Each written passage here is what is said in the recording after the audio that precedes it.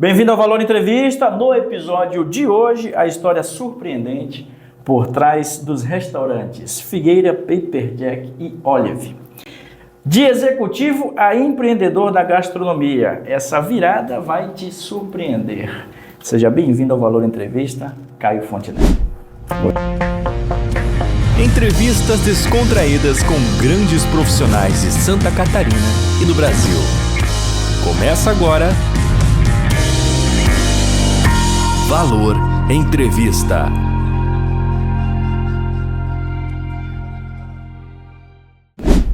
Oi, Alan. Obrigado pelo convite. É um prazer estar aqui, trocar umas ideias contigo. Sensacional. Para você que acompanha o Valor Entrevista, muito obrigado pela sua companhia. A conexão hoje é com a cidade maravilhosa de Blumenau. Olha só, de executivo a chefe de negócio. Caio, o que te fez trocar terno e reuniões por avental e fogão? Foi um clique? Foi uma crise? Conta pra gente. Alan, não, crise não. Eu acho que é um sonho que gozado, né? Eu acho que a vida vai refletindo durante seu percurso e assim, desde pequeno eu sempre fui muito ligado à gastronomia. Gostava, aquilo lá me encantava. Então, sei lá, eu com 12 anos eu estava na cozinha com a minha mãe, sabe, ajudando a fazer o almoço de domingo. E eu sou o mais novo, então eu sempre ficava na cozinha com a minha mãe, porque meus irmãos mais velhos têm uma distância boa para mim. E eu ficava ali descascando a batata, conversando com a mãe e tal. Dali sai todo o meu conhecimento culinário, todo não, né? Mas a minha base culinária, dele, né? A base afetiva da gastronomia saiu dali da cozinha com a minha mãe. E aí eu acabei fazendo uma carreira na área comercial. Comecei como promotor de vendas, vendedor, supervisor de clientes especiais, aquela carreira toda. Até chegar no meu auge, assim, que eu fui gerente nacional de vendas, depois eu fui um assessor direto do presidente da empresa em novos negócios, e eu comecei a me apaixonar por novos negócios, e foi uma carreira, poxa, eu sou super contente, eu acho que eu consegui chegar, né, estudando e me dedicando. Aí chegou uma hora assim que eu disse, putz, eu tô com 40 anos, né, eu disse, tá na hora de eu tirar alguns sonhos da minha cabeça e colocar em prática, senão depois você vai chegar com 60, 70 e falar, eu devia ter feito aquilo, eu devia ter feito aquele outro. Isso é um sentimento ruim, né, cara? E aí eu disse, poxa, tá na hora de tirar. E eu comecei a pensar o que eu deveria fazer. Primeiramente, é o que vem na cabeça de todo mundo, você vai fazer um negócio para ganhar dinheiro. E aí meu primeiro estudo foi nesse sentido. Eu ia tentar montar uma pet shop bem grande como uma Cobase aqui na região. Isso há 20 anos atrás não existia, né? Uhum. Então seria uma novidade. Aí acabou não maturando o projeto. E aí eu comecei a pensar assim, não, eu vou montar alguma coisa que eu me identifique muito. Porque eu já cozinhava muito, era sempre os amigos da minha casa. Sim. 15 pessoas, não eram poucos amigos, né? Eu cozinhava para bastante gente. Os amigos já estavam ajudando a pagar as contas, sabe? Então a gente deixava as notinhas num potinho que tinha na mesa, a gente arrachava os ingredientes e tal. E aí eu disse, cara, eu acho que eu vou arriscar na gastronomia. E aí, poxa, eu sei cozinhar, mas de cozinhar para ter restaurante é outra trajetória. É um passo gigante.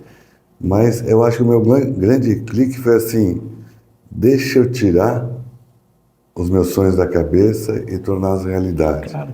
E aí eu fui correr atrás de como fazê-lo, né? E como foi esse início, cara? Tu teve que desempenhar muito estudo, tu teve que te alinhar com pessoas mais inteligentes que você? Rapaz, essa última pergunta é muito boa. Você sempre tem que tentar se alinhar com pessoas de igual para maior. E geralmente as mais velhas é o que nos trazem mais pela experiência, né? Mas assim, eu me preparei muito, Alan. Eu decidi assim, não, eu vou montar um restaurante. Como é que funciona isso? E houve uma preparação para montar o restaurante antes de escolher o lugar. de 1 ano e meio, mais ou menos. Eu trabalhava nesse meu último trabalho, eu estava na Hering, que já era uma tentativa de diminuir meu ritmo, que o meu ritmo como profissional era bem grande, de trabalhar numa empresa na minha cidade e tal. E ali na Hering eu comecei a estudar em paralelo, né? Como é que eu poderia ter o meu negócio. E aí comecei a fazer o que eu fazia nas empresas grandes, né? Comecei a fazer um planejamentozinho estratégico, de o que eu deveria saber, o que eu deveria conhecer, que processos eu deveria dominar e tal. E comecei a estudar, né? Então, eu sou um bom leitor, gosto muito. Então, comecei a adquirir literatura sobre o assunto, comecei a ler. Comecei a ver as necessidades, comecei a imaginar o cardápio, comecei a estudar o mercado, né? Poxa, o que Blumenau vai me aceitar, né? E aí fui chegando a uma conclusão, a ideia foi arredondando. Aí eu falei assim, agora a gente vai partir para um plano, né? Aí eu disse, em 1 ano tu vai largar o teu trabalho e vai empreender. E aí eu comecei aí fui fazer um curso em São Paulo, fui fazer algumas coisas, fui pedir estágio. Você falou em conversar com pessoas, né, mais experientes, né? Fui pedir para quem sabe, né? Claro. Deixa eu estagiar, deixa eu aprender. E aí depois eu lembro, o desligamento foi até engraçado assim, né? Eu trabalhei na Marisol um tempo. Eu trabalhei sempre ou no segmento alimentício ou no segmento têxtil. Então, eu trabalhei na Marisol e na Hering, no têxtil. E aí somam uns 8 anos de trabalho. E aí, quando eu falei para o meu chefe, né, para o superintendente, eu disse, tomei uma decisão, gostaria de pedir minha demissão, eu vou montar um restaurante, eu quero empreender nesse sentido. Ele olhou assim para mim, fala a verdade para mim, rapaz. Tá indo para concorrente. Tá indo para concorrer. Tá vendo o pensamento? Né? Fala para mim, rapaz. E aí ele pegou, ele falou assim, não, cara, é sério, o que tu entende de restaurante? Eu disse, eu não entendo, mas eu vou entender. Mas estou cercado de quem entende. Eu vou entender. E aí eu disse, fala quantos meses você precisa de mim. Eu fiquei uns 4 meses treinando uma pessoa. Sim. Para sair com a porta aberta, né? Claro, importantíssimo. E aí fiquei treinando um sucessor ali. E aí dali, rapaz, na hora que eu pedia... Não tem mais como voltar. Na hora que eu pedi a carteira de volta assinada assim... Aí... Tu considera que foi um salto no escuro, cara? Ir pro lado gastronômico? Rapaz, um salto no escuro, não. Mas que eu não sabia todas as coisas quando eu saltei, sim. É gozado, né? A gente, por mais que planeja, você sabe disso, né? Você trabalha nesse sentido também. Por mais que você planeja, nem tudo sai conforme. Então assim, na questão ali do restaurante, eu imaginei uma coisa, eu seguia, eu acho que o restaurante é o que é desde o começo, não alterei, né? Mas surgiu diversos imprevistos, como mão de obra, processos, né? Sempre quando você monta o teu primeiro negócio, você não está com dinheiro sobrando, a não ser que você seja um mega empresário já. Pois é. Mas você não está com dinheiro sobrando, então os meus processos eram basicamente todos manuais. Hoje eu tenho, nossa... Automatizado. Eu tenho 3 máquinas de lavar louça, eu tenho máquina de gelo, eu tenho máquina de vácuo. Hoje eu tenho outras coisas que me auxiliam bastante, né?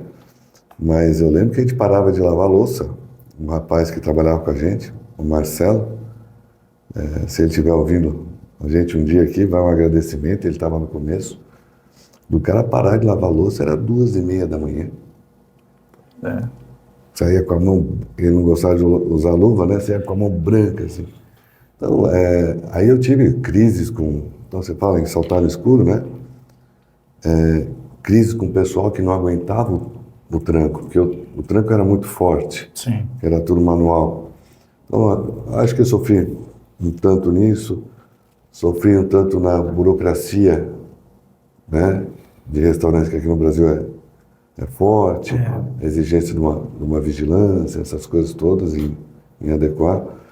E eu acho assim que o que mais me impactou, que impactou em mão de obra e tudo, foi o volume de clientes que eu recebi logo desde o começo. Mas isso aí se deve a quê? Se olhar e ver os clientes passando pela porta, já no teu primeiro início, primeiro momento, é a credibilidade? Olha, eu acho assim, eu cheguei com uma proposta nova na cidade. Então, 20 anos atrás, Blumenau tinha poucas opções, né? Pois é. Eu cheguei com uma proposta nova, um restaurante com... Eu acho, né? Eu não gosto de falar sobre mim, porque fica, né? Não tenho esse ego todo, né? Mas assim, uma proposta nova, um ambiente diferente, né? Então, o pessoal chegava lá, aquele lago no meio do restaurante. Foi o primeiro lugar que teve, assim, móveis de demolição. Vintage. Né? Aquela parede de tijolos exposta, né? Ao contrário. Então, assim, era um projeto arquitetônico diferente, era uma proposta diferente de churrasco, era uma parrilla, né? Um negócio diferente. Então, acho que isso tudo, e Blumenauense é um povo curioso, né? Eles gostam de ir para conhecer. Então, foi um enxame, assim, né? E me pegou de calça curta. Eu estava imaginando, sabe como, né? Vou conquistar 10 clientes hoje, vou conquistar mais 10 amanhã. E aí vieram 1000 de uma vez, e aí a gente sofreu. Então, mas eu acho que, terminando a tua resposta assim, não é um salto no escuro, porque empreender, você tem que estudar. Então, eu estudei bastante. Mas tem coisas que me surpreenderam que, né, que saem Dessa tua trajetória, aproveitando a audiência aqui do Valor Entrevista, vamos deixar uma dica aí, o que é importante para quem está começando um negócio na área gastronômica, já fazer no primeiro passo, cara. O que tu dá de dica? Alan, eu acho que o mais importante para empreender, e olha, isso foge da área gastronômica, é qualquer empreendimento. Às vezes a pessoa confunde que empreender é se jogar. Não, é muito ao contrário, né? Empreender é estudar, é avaliar, é fazer um plano de negócios, é ter um roteiro para seguir. Não é, vamos lá. Não. Isso é muito arriscado. Então, assim, o que eu diria para você faça um bom plano, avalie bem o mercado, veja as tuas estratégias de abertura e tudo mais, avalie a tua concorrência, converse com quem tem prática. Eu tenho uma história, é muito boa, eu dou risada hoje, porque a inocência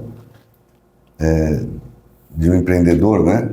Não era inocente assim, porque eu já geria empresas e tal, mas assim, a inocência do novo negócio, o brilho nos olhos que eu estou querendo falar. Eu precisava conhecer como é que funcionava a cozinha por dentro. Como é que eu vou fazer isso? Vou bater na porta de alguém? Claro. Aí disse, os bons restaurantes que eu considerava na época estavam em São Paulo. Eu disse, poxa, mas quem é que vai abrir para mim?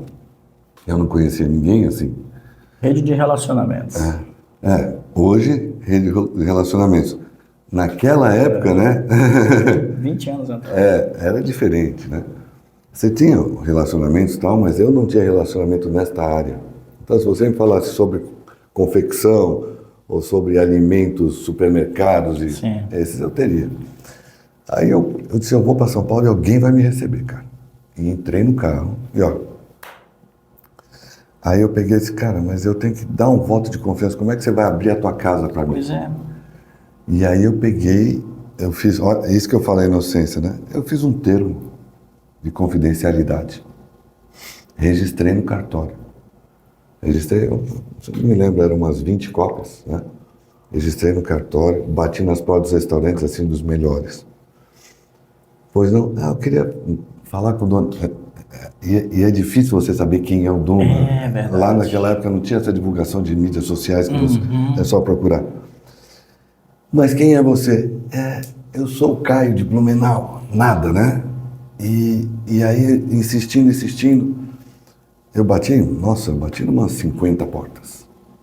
Entendeu? 3 abriram para mim. Nossa. E aí eu falei assim, cara, eu tô aqui para aprender. Eu preciso entender, eu quero montar, é meu sonho. E aí que transparece o brilho nos olhos, entendeu? É o meu sonho, eu preciso, que senão não vai dar certo. Isso aí encanta quem está te ouvindo, né? E aí as pessoas conseguiam sentir isso em mim. E eu falava assim, olha, e aí vinha assim, eu fiz um termo aqui, que a gente vai preencher a mão aqui, né? Fiz todo o termo, deixei só... A segurança pro cara, pô. Aí eu falei assim, esse cara tá aqui, ó. Na realidade, vale e não vale, né? Ninguém vai pegar um advogado, né? Mas assim, vale a intenção. E aí eu lembro que alguns abriram a porta para mim, e aí eu me lembro muito do Bárbaro e tal, que devo muito a ele. O cara abriu as portas e falou, mas o que você quer? Entendeu? Eu disse, cara, eu quero ver o funcionamento. Se o senhor me permitir, eu quero ver o funcionamento, como é que vocês se programam, que horas vocês chegam, não. E aí ele falou assim, ele olhou para mim assim, é sério isso? Eu disse, é sério. E aí ele me colocou dentro da cozinha, e o chão da cozinha era que nem aqui o teu chão, era um porcelanato assim. E ele falou assim, você tá vendo esses 4 porcelanatos aqui? Tu fica aqui. Nossa. Se eu te ver saindo... Aquele cantinho lá. Se eu te ver saindo daqui, tu tá fora. E eu levei muito a sério. E aí eu fiquei parado 2 dias naquele canto. Inteiros, em pé. E ele olhava para mim e ele ria. E eu com um caderno, né? Ah, olha lá. Eles tiram a carne assim, eles já cortam, eles guardam nesse tipo de vasilha. Ah, olha lá, a moça dos legumes, ela está branqueando, é um termo, né, da cozinha. Está branqueando os legumes, está resfriando, já estão prontos. Ah, olha. E eu comecei a pegar um pouco desse fluxo operacional. E me esclareceu muito. Aí no 3º dia ele já não estava tão desconfiado de mim, que eu passava o dia inteiro com um caderno, anotando. Aí ele falou, foi me deixando mais à vontade, ele sentou para almoçar comigo, a gente trocou ideias e tal. Aí eu vi que ele estava apurado um dia, eu fui ajudar ele a fazer o couvert, para entregar o couvert, e a gente foi se aproximando assim. Mas é uma pessoa que fez uma diferença na minha vida gigante.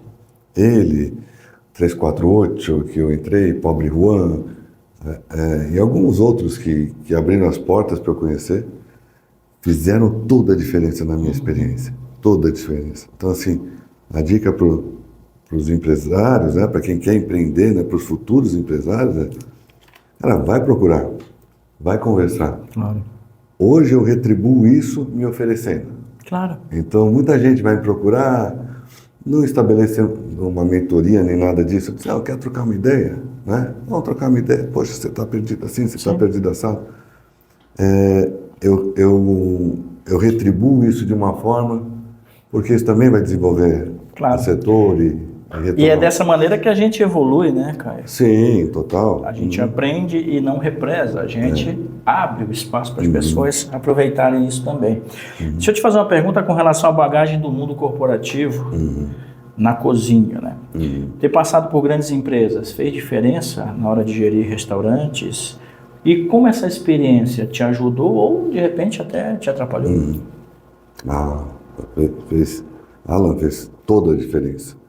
Eu acho que se tem algum ponto que me diferencia perante os outros é ter tido essa experiência. Por quê? Em diversos pontos, desde formação de custo, desde estruturação, né, num fluxo operacional. Então, assim, às vezes eu vou fazer consultoria de vez em quando, né? Então 1 ou 2 consultorias eu pego por ano, que é até para dar uma refrescada na minha memória, sabe? De algumas coisas, até para me manter atualizado.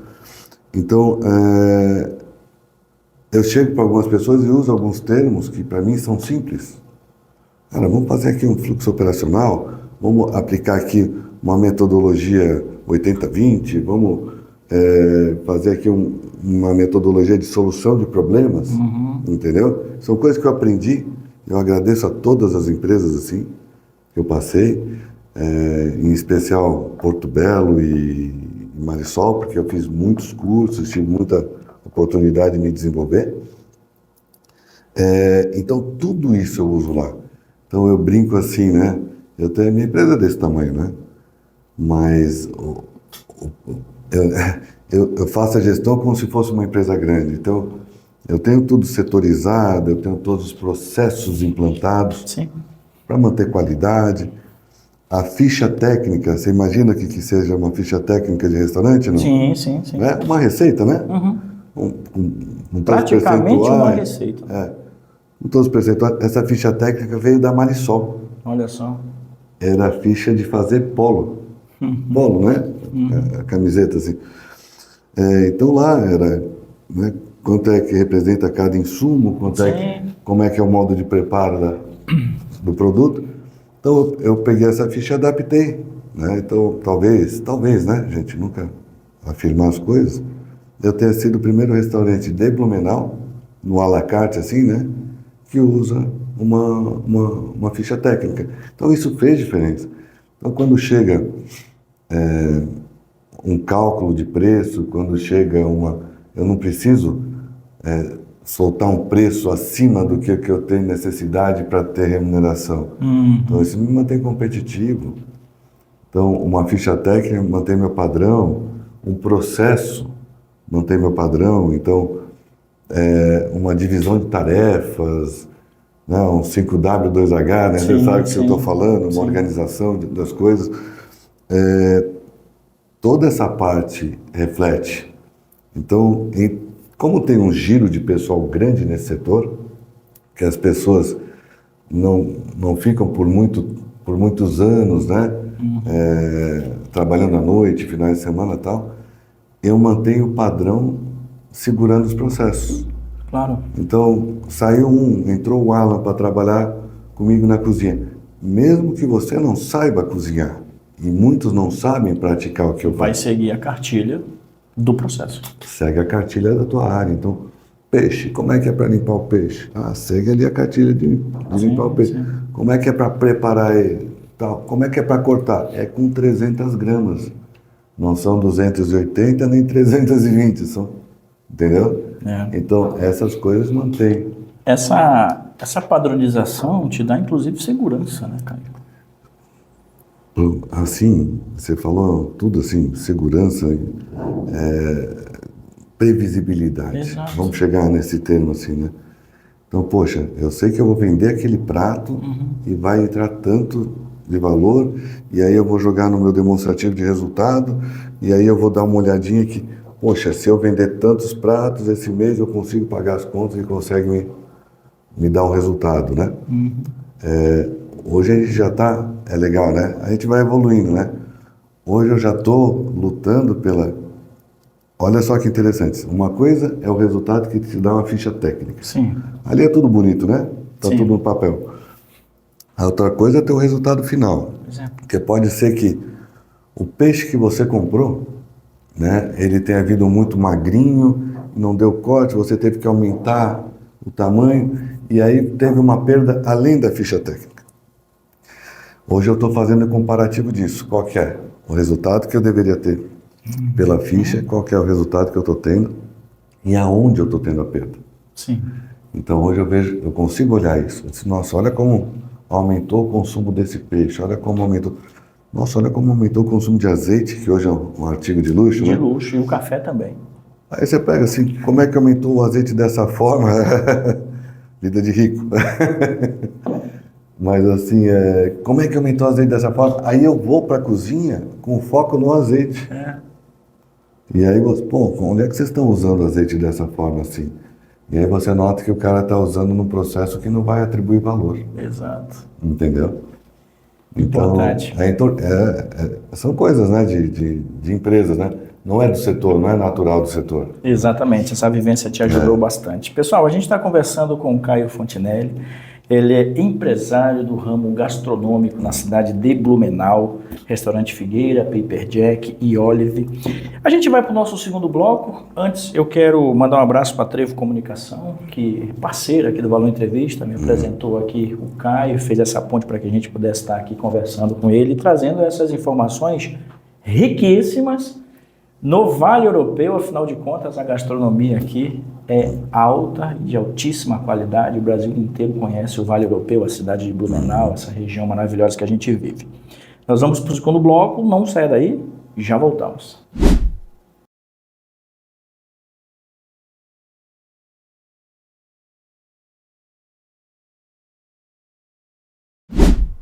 Voltando para o segundo bloco de um papo sensacional aqui com o Caio Fontinelli, ele que é empresário na cidade de Blumenau. Eu quero te fazer uma pergunta com relação à alma dos restaurantes, porque tem o seguinte, ó, de onde vêm as ideias? O Figueira, ele tem uma vibe, o Paper Jack tem outra e o Oliver é completamente diferente. Como é que nascem esses conceitos? Isso daí está na tua cabeça? Tu estudou isso tudo? Como é que é?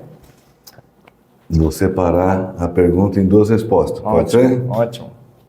A primeira é assim, eu fiz uma opção de, em vez de replicar um negócio, eu poderia ter replicado Figueira em diversas cidades, que eu acho que também daria certo, né? Eu resolvi explorar o mercado de Blumenau, então eu tomei a atitude de montar meus negócios todos em Blumenau. E aí oferecer coisas diferentes. Então, você me perguntou antes qual que era a influência das grandes empresas na minha vida. Sim. Essa ideia, esse plano de mercado, plano de marketing que eu montei, era me espelhando numa Unilever, numa Nestlé, onde eles têm... Quando você chega assim no corredor do supermercado, nossa, quantas marcas de creme dental, né? É uma empresa só de produtos, entendeu? Então, a ideia era essa, era trazer 3 marcas e aqui eu me estabelecer. A questão dos estilos, aí são sonhos, né? Então, na verdade, quando eu pensei em montar um restaurante, a primeira coisa que eu pensei não foi carne do Figueira, era ter um restaurante mais versátil, como o Olive. O Olive, ele é versátil porque ele transita entre as culinárias do Mediterrâneo ali, que eu posso servir o quê? Eu posso servir uma carne, eu posso servir um camarão, frutos do mar, né? Eu posso servir uma massa, eu posso servir um produto cru, tudo combina, entendeu? Sim. A minha vontade era essa primeiro, só que naquela época eu falei assim, Blumenau ainda não está no ponto para receber um restaurante desse. Eu vou estar muito à frente do negócio. E aí eu comecei a olhar para o Blumenauense, que não, eu posso olhar aqui também para Gaspar e para a região toda, que a turma gosta é carne, o brasileiro gosta muito de carne. Blumenau, então, um apaixonado por carne. Né? E aí eu disse, não, cara, eu acho que você tem que montar um restaurante de carne. E, poxa, qual que é o diferencial que eu vou ter? Aí eu comecei a pesquisar, estudar, visitar, e fui para a Argentina, e fui para o Uruguai, não sei o que lá, e aí resolvi montar uma parrilla que ainda não tinha. Porque bons restaurantes de carne já tinham. Sim. Então tinha que montar alguma coisa diferente. Então o Figueira foi nascendo assim, né? Aí o Pepper era um sonho que eu tinha de... Poxa, eu queria ter um restaurante que tivesse sanduíches, que fosse uma gastronomia mais rápida, assim, né? Um fast... Eu brinco assim, é um fast slow food, né? Porque é uma gastronomia rápida, né? Mas tem uma mesinha, tem um ar-condicionado, tem um ambiente que é para você curtir. Então, assim, ali saiu uma ideia com isso, que eu já gostava muito de fazer uns sanduíches em casa, umas coisas diferentes assim. E aí, quando eu montei o cardápio, eu fui validar nos Estados Unidos. Aí eu fui para os Estados Unidos, deixa eu ver se está bem certinho e tal. E aí montei um negócio bem autêntico, né? E aí, agora, né, 7 anos atrás, me veio a ideia de montar o Olive. Por quê? Porque o Olive já é uma gastronomia mais complexa, mais desenvolvida. Então é empratada, é uma cozinha completamente distinta. A gente estava conversando antes de você ligar o microfone aqui, né? O cara pede um peixe, pede uma massa, pede uma carne, pede uma entrada e tem que sair tudo ao mesmo tempo, né? Aí no mesmo momento. Aí tem que conciliar aquela cozinha, então é uma complexidade de gestão de cozinha bem difícil. Pois é. E aí já veio até aquele lance do desafio, poxa, vai ser legal montar um negócio, outros processos, outras técnicas. Então o Olive veio assim. E aí, a questão assim dos conceitos, eu fui montando por tudo que eu já vi. Eu tive a sorte, né, e a oportunidade, né, na realidade, eu digo que sorte, gente, não existe muito, né? Quanto mais você trabalha, mais sorte você tem. Você já ouviu esse papo, né? Claro. Mas assim, eu tive a oportunidade de viajar muito, entendeu? Então, o Brasilzão eu conheço inteiro. Teve Manaus, né? Capital e interior. Já viajei ali tudo. Manaus, Belém, Fortaleza, Recife. Eu conheço o Brasil inteiro. E conheço uma parte lá fora, não, menos do que eu queria. Conhece a Itália? Conheço. Então, assim, essas ideias, essa gastronomia, foi um emaranhado que eu vivi de tudo, das influências todas que eu passei por esses locais, e que eu falava assim, puxa vida, olha que legal isso daqui, deixa eu tentar adaptar para cá. Nunca copiar, você não tem necessidade de copiar. E aí fica uma dica para empreendedores, crie o teu negócio. Mostre para o público que aquilo lá tem a tua alma, que tem os teus pratos, que você só vai, se for no segmento da gastronomia, né? Tem uma grande parte do meu cardápio você só come nos meus restaurantes. Sim. É como uma joia. Então, a minha esposa brinca assim, né? Às vezes eu acordo assim de manhã e falo assim, putz, eu vou cozinhar tal coisa. Eu vivo isso.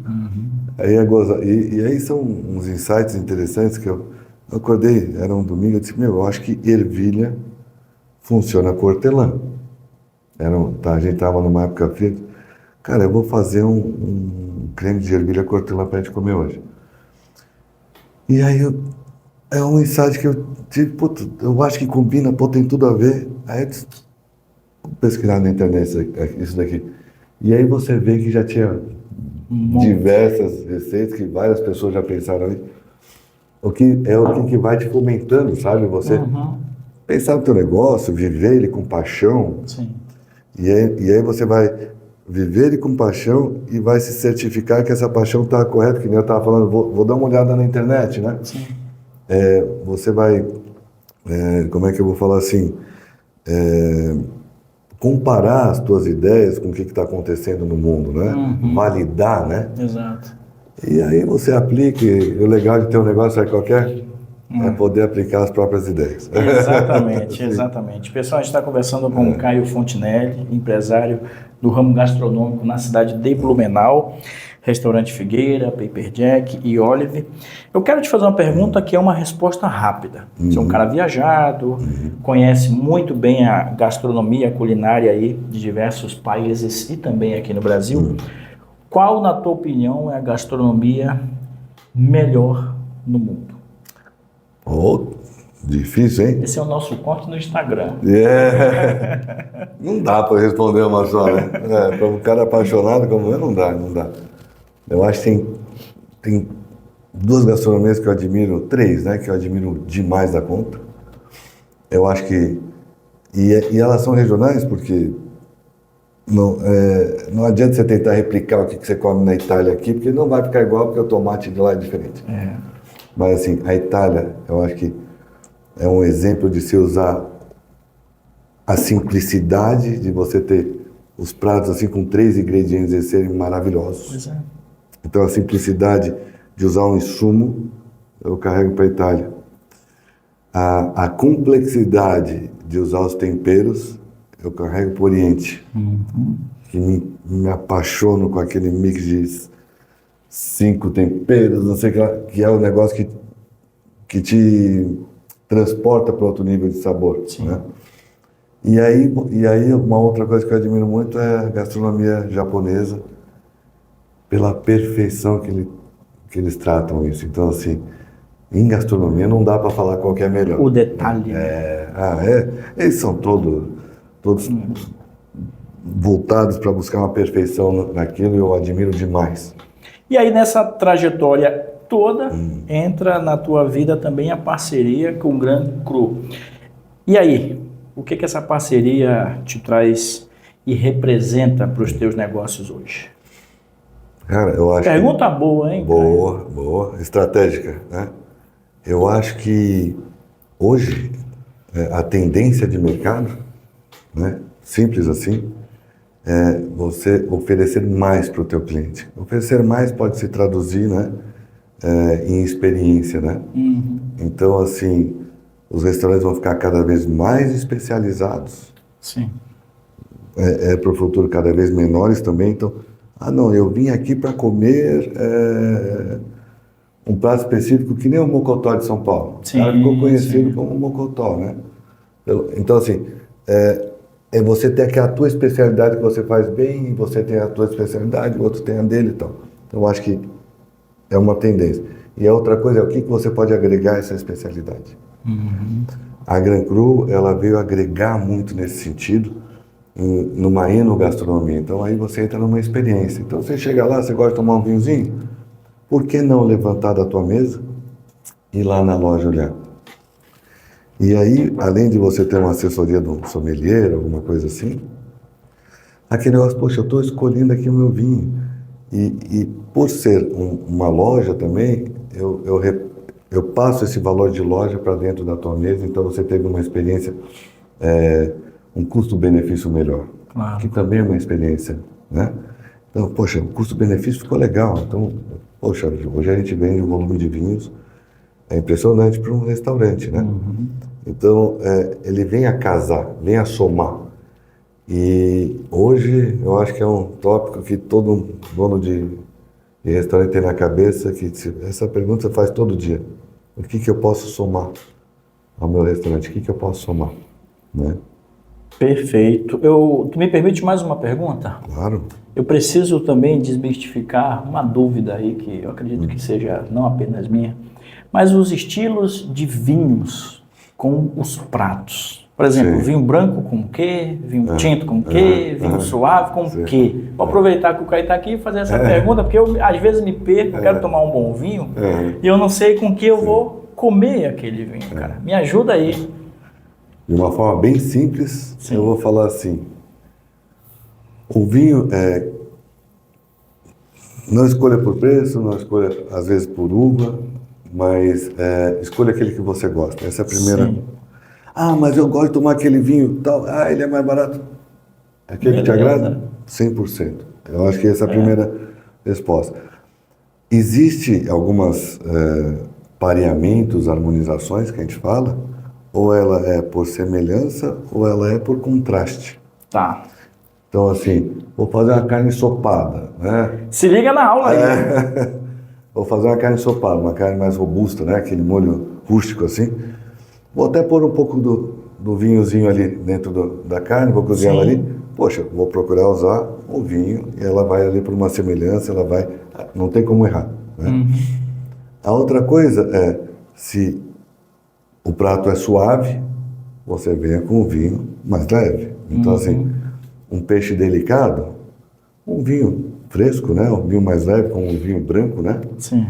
Não é um vinho que vai te limpar... Vai harmonizar. Vai te limpar a boca, mas não vai permanecer tanto na boca para ofuscar o peixe. Entendi. Entendeu o que eu estou falando? Então, a turma aqui da região toda, eles gostam muito dos vinhos argentinos, né? Malbec, ou os chilenos, o Carmener, que são vinhos potentes. Se você está com vinho potente, você precisa de uma comida potente. Então, pô, você vai pegar um vinho desse que é cheio de taninos e tal, né? Que você toma um gole, às vezes você sente ele na língua, a tua língua já fica mais áspera e tudo. Você precisa de uma carne com gordura, alguma coisa que suporte isso. Senão, um ofusca o outro. Sim. Mas eu sou um cara que quebra um pouco o padrão, no sentido assim, porque bacalhau se toma com vinho branco. Mas você vai para Portugal e você come bacalhau com vinho tinto. Então, assim, não vai pegar um vinho tinto, um Malbec e comer com bacalhau, né? Mas vai pegar um Pinot Noir, que é uma uva bem leve, né? Ou vai pegar, lá em Portugal, que eles também tem umas uvas e uma vinificação com os taninos bem redondos, que você vai comer um bacalhau e vai descer legal. Então, assim, eu sou uma pessoa que eu tenho uma preferência pelos tintos. Então, quase tudo eu faço harmonizar com os tintos. E dá para harmonizar legal, depende do que você vai escolher. Mas eu dou uma dica muito forte assim, ó. Se você está entrando nos vinhos e vai começar a entender de uvas, querem entender de uvas, existe uma escala de potência das uvas, né? Sim. Então, procura uma uva. Começa com uma uva bem levinha. Começa com uma Pinot Noir, que é um tinto, né, que eu estou falando. Começa com uma Pinot Noir, depois você pode vir para uma Merlot, depois você pode vir para um Cabernet Franc, depois você pode ir parar no Malbec, depois você pode ir parar no Carmener. Essa escala, assim, você vai entender. E aí você vai olhar assim, eu não gostei de Carmener. Oh, mas eu gostei de Merlot. Sim. É isso. É isso. As pessoas complicam muito. Ah, eu não tenho boca para vinho. Ah, eu não tenho, né, paladar para isso, então eu não sei apreciar o vinho. Eu disse, não. Você tem que pôr na tua boca. O sabor é bom, então eu vou para frente. E assim, aí só tem um problema. Eu brinco, é que nem sushi. Você vai provar uma vez, você vai comer sempre, aquilo lá cada vez vai tendo impacto no teu orçamento. E vinho é a mesma coisa, você vai provar um razoável, pô, gostoso. Aí você vai provar um melhor, você não quer mais o razoável. Aí você vai provar um bem melhor, você não quer mais um... E você vai numa escala, essa é uma verdade. Perfeito. Pessoal, Caio Fontinelli aqui no Valor Entrevista, ele que é empresário no ramo gastronômico, Restaurante Figueira, Paper Jack e também Olive. Caio, deixa uma mensagem aos nossos seguidores, meu amigo. Gente, a gente está falando aqui de negócios, né? A gente está falando de empreendedorismo. Eu vou falar o que eu pensei para mim, que eu acho que toda pessoa deveria fazer isso. Acha o que te mexe por dentro, assim. Acha o que te toca no coração. E siga esse sonho. Ah, mas não dá? Dá, tudo dá, entendeu? Se você quer realmente aquilo, você vai achar uma forma de conquistar. Faça isso de uma forma, né, planejada, tal, né? Não se põe em risco, nem põe em risco a tua família. O cara falou para que, né? Mas eu estou indo e larga tudo. Não é assim, né? Estuda bastante, cara, que eu acho que você vai viver você vai ter um outro sentido para a vida. Eu penso assim. Perfeito. O Caio nos ensina que nunca é tarde para recomeçar. Meu amigo, que Deus te abençoe, continue prosperando, fazendo essa região do Vale Europeu crescer ainda mais. A nossa gastronomia aqui é maravilhosa. Eu sou suspeito para falar, vindo do estado do Amazonas, com uma gastronomia sensacional também. E a gente tem aqui a oportunidade de conversar com pessoas como o Caio, que aos 40 anos parou tudo para empreender no ramo gastronômico e alcançou esse êxito todo. Curte o vídeo, se inscreva no canal e ative o sininho. E claro, voltamos na semana que vem com mais novidades e novidades boas aqui no Valor Entrevista. Um abraço, pessoal. Tchau.